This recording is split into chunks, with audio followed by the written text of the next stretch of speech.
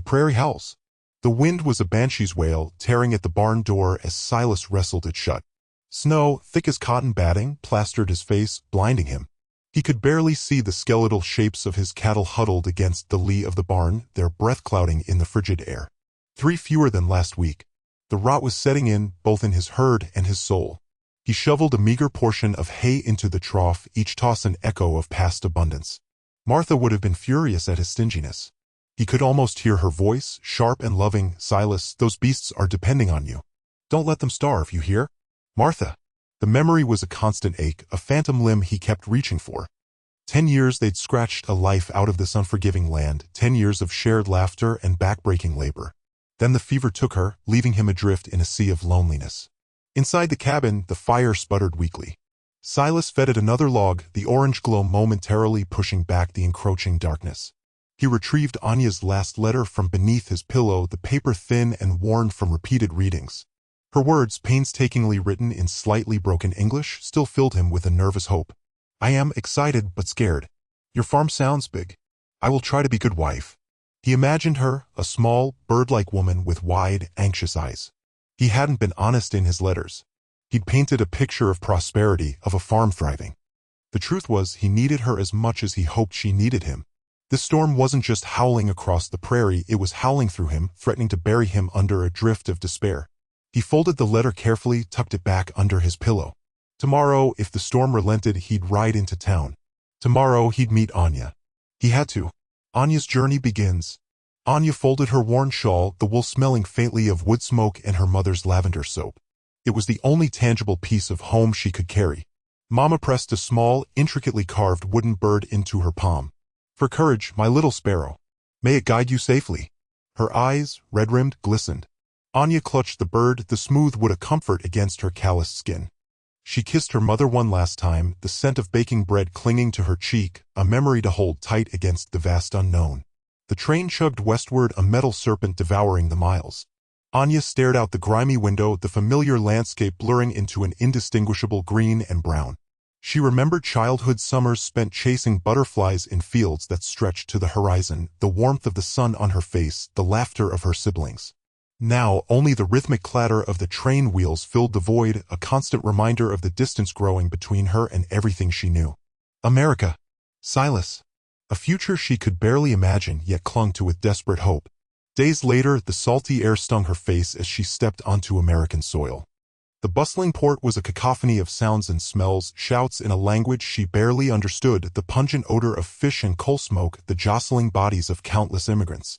Disoriented, she spotted a sign bearing her name and a rough sketch of a stagecoach. The driver, a burly man with a weathered face and kind eyes, hoisted her meager trunk onto the roof. As the coach lurched forward, leaving the city behind, Anya leaned back, the vast, unfamiliar landscape stretching before her. Silas's farm. Her new home. Fear, a cold knot in her stomach, warred with a fragile bud of anticipation. The journey had just begun. Crash and courage. The wind howled, a banshee tearing at the stagecoach. Anya gripped the worn leather seat, knuckles white. Snow plastered the window, obscuring the already fading light. The driver, a burly man named Silas, cursed under his breath. Blast this blizzard. Never seen anything like it this early in the season. The coach lurched violently. A sickening crunch of wood and metal followed, sending Anya tumbling. She slammed against the opposite wall, the air whooshing from her lungs. Groaning, she pushed herself up, the scent of snow and pine sharp in her nostrils. The coach lay on its side, half buried in a drift. "Silas," she called, her voice trembling. A muffled groan answered her. He was alive at least. But trapped. Anya fumbled with the door, finally managing to wrench it open. The wind clawed at her, icy fingers probing beneath her thin cloak. Silas was pinned beneath the overturned bench. "Go," he rasped, his face pale. "Get to shelter. There's a light over that way." He pointed a gloved hand vaguely westward. "Can't stay here, both of us." Anya hesitated. Leaving him felt like abandoning hope itself. But she knew he was right. Staying meant certain death. She peered into the swirling white abyss. A faint, flickering light pierced the gloom in the distance. A beacon. Hope. "I'll get help," she promised, her voice barely audible above the storm. "I'll be back." She wrapped her cloak tighter, took a deep breath, and plunged into the blizzard. The snow stung her face, blinding her. Each step was an agonizing effort, the wind threatening to steal her breath. But the light drew her on. lost in the whiteout. The wind howled a banshee's cry, each gust a physical blow. Anya squinted, the horizon a swirling canvas of white. She'd lost sight of the barn hours ago, relying now on the feel of the wind on her left cheek, a trick her grandmother taught her for navigating the taiga's winter storms. The snowdrifts were waist-deep, each step a monumental effort. Her lungs burned and her legs screamed in protest, but she pressed on, driven by a primal need to survive. Anya paused, catching her breath, and noticed a slight dip in the terrain. Water. She edged forward cautiously, prodding the snow with her walking stick. The ground gave way, and with a gasp, she flung herself backwards, landing hard on her rear.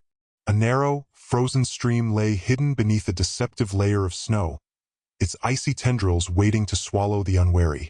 Meanwhile, back at the abandoned trapper's cabin, Silas shivered uncontrollably, his teeth chattering a frantic rhythm against the silence. He saw Martha sitting beside him, her hand resting on his forehead. "Silas," she murmured, her voice a warm breath against the biting cold. "Why did you bring her here? This isn't her life. It's not what you promised." He reached for her hand, but his fingers grasped only air. "She wanted to help, Martha. I needed her. The children needed her." Martha's image flickered, her eyes filled with a sadness that cut deeper than the frost. "And what will become of her if you fail, Silas? If this storm takes you both?" The vision dissolved, leaving him alone once more, the cold seeping into his bones, a chilling reminder of his own mortality and the gamble he'd taken. A knock in the night. Anya thought she was hallucinating. The flickering, improbable glow on the horizon seemed to mock her failing hope. But it persisted, a tiny beacon in the swirling white hell. She pushed on, each step a monumental effort, her legs leaden weights dragging through the deepening snow. Was it truly Silas's farm, or just a cruel trick of the light and the biting wind? The glow grew stronger, resolving into the rectangular promise of a window, a warm, inviting rectangle that pulled her forward. She stumbled, her knees hitting the frozen ground with a painful thud. No matter, crawling was faster anyway. The farmhouse loomed, a dark silhouette against the storm-racked sky. She reached the door, her numb fingers fumbling for the latch. Useless. Her strength had deserted her. She pounded weakly on the thick wood, a sound that was swallowed by the wind's howl. Then, darkness. Silas nearly didn't hear it over the wind. A soft thud, more felt than heard. He grabbed his rifle, his heart pounding a frantic tattoo against his ribs. He hadn't seen or heard anyone for weeks. He eased the door open, the wind ripping it from his grasp. And then he saw her, a woman, buried in the snowdrift against his door, her face pale and still. Not an animal. Person. He dropped to his knees, his breath catching in his throat. He recognized the worn fabric of her coat, the small, gloved hands. Anya. He gathered her up, his arms straining with her weight, and carried her inside, kicking the door shut against the blizzard's fury. Anya's awakening. Silas dipped the cloth in cool water, carefully dabbing at Anya's forehead. The fever had broken sometime during the night, leaving her skin clammy but blessedly cool. He wrapped her in another layer of blankets, the rough wool a stark contrast to her pale, delicate features. He coaxed a spoonful of broth between her lips. She swallowed weakly, her eyes fluttering open. Anya stared up at him, confusion clouding her gaze. She tried to speak, but only a raspy whisper emerged. Silas shushed her, offering more broth. He pointed to himself, saying, "Silas." Then he pointed to her, waiting. Her brow furrowed. She touched her chest, then hesitantly whispered, "Anya." Over the next few days, communication was a clumsy dance of gestures and broken phrases. He learned she was running from something, her past etched in the fear that flickered in her eyes. He showed her a map tracing a path from Russia to Montana. She nodded sadly, her finger landing on a point near the Ural Mountains. She mimed a family, then shook her head, tears welling. Silas understood. She had lost them.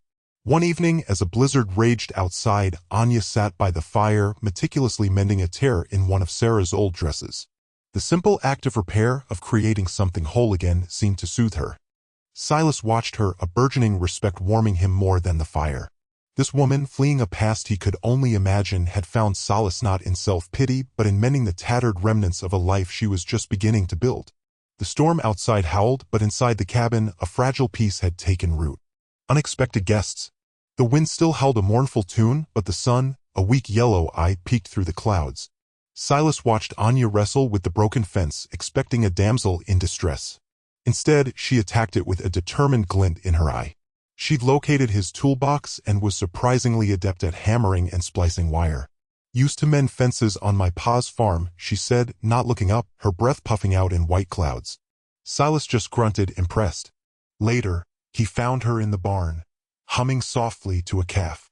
She stroked its velvety nose, and the animal nuzzled her hand. There was a quiet gentleness about her that surprised him, a stark contrast to the fierce independence she'd shown at the fence. He realized he'd misjudged her, seeing only a pretty face instead of a capable woman. The sound of approaching horses, not his own, broke the afternoon quiet.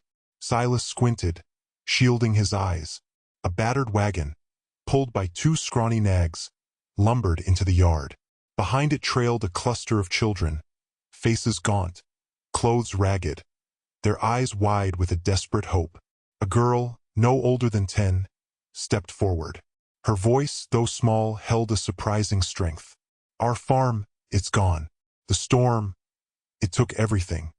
We heard there was a farm here." She shivered, wrapping her arms around herself. "Please," she whispered, her voice cracking. "We have nowhere else to go." A hearth is kindled. Anya knelt, spreading her arms wide. "Come, little birds. Come to Anya." Two hesitant figures detached themselves from the shadows of the barn, their eyes wide and faces smudged with dirt. They shuffled forward, the smaller one, a girl no older than 6, clinging to the hand of a boy, perhaps 8. He held himself with a fragile bravery that tugged at Anya's heart. They reached her, and she enveloped them in a fierce, comforting hug. "I am so cold," the girl whispered, her voice raspy. "Then come inside, little one. I have soup and warm bread. And a fire is waiting." Anya led them towards the house, Silas trailing behind, a silent observer. Inside, the warmth of the stove hit them like a gentle wave. Anya settled the children at the table, placing steaming bowls before them. They ate with a desperate hunger, their eyes never leaving Anya's face. When their bellies were full, she led them to the small bedroom upstairs. She hummed a soft, Russian lullaby as she tucked them into the clean, patchwork quilt. Soon their breathing evened out and they slept. Silas leaned against the doorframe, watching Anya. The firelight danced in her hair, painting her face with hues of gold and amber. He saw the tenderness in her eyes, the unwavering kindness in her touch. He had offered her a home, a chance at a new life, but she had brought something far more precious to him: hope. Hope for a future he hadn't dared to imagine. A future filled with laughter, warmth, and the comforting glow of a hearth that was truly kindled. He suddenly felt a fierce protectiveness, a desire to keep this fragile happiness safe from the harsh winds of the world. A new beginning. The wind died with a final, exhausted sigh. An eerie silence descended, broken only by the creaking of ice. Then, a sliver of sun sliced through the clouds, widening into a blinding gold. The landscape, sculpted anew by the blizzard, glittered with an almost painful brilliance. Silas stepped out of the barn, squinting. The farmhouse roof had lost some shingles, and drifts piled high against the walls, but it stood. The barn, too, thank God, had weathered the storm. He surveyed his land, taking stock. Fences were down, the pig pen flattened, but the animals were safe. He felt a pang for the lost feed, a twinge of weariness, but beneath it all, a burgeoning hope. This land, this life, could be rebuilt. He turned back to the farmhouse where Anya stood on the porch, wrapped in a thick blanket, her children nestled around her. Their faces, smudged with soot from the fire, were lifted towards the sun like thirsty plants. Silas walked towards them, his boots crunching in the snow. He stopped before them, took Anya's hand in his, and looked at each of the children in turn. "Welcome," he said, his voice thick with emotion. "Welcome to your home. We've weathered the storm, and we'll weather whatever comes next. We'll rebuild together. We are family now, and this is where we belong." He squeezed Anya's hand, a silent promise passing between them. The children, understanding, or perhaps simply sensing the shift in the air, beamed. Even little Timmy, usually so shy, offered a gap-toothed grin.